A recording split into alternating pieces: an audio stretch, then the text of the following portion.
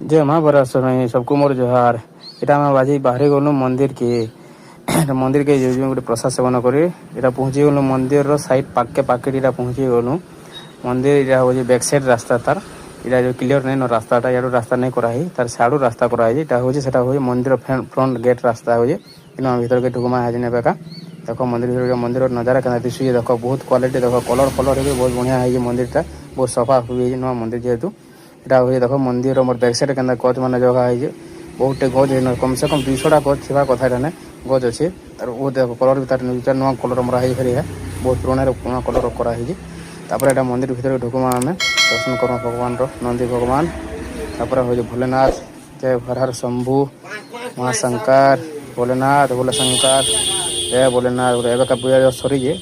तापर प्रसाद सेवन करमा देख प्रसाद देख के अन्न देख ये तरकारी खीरी खटा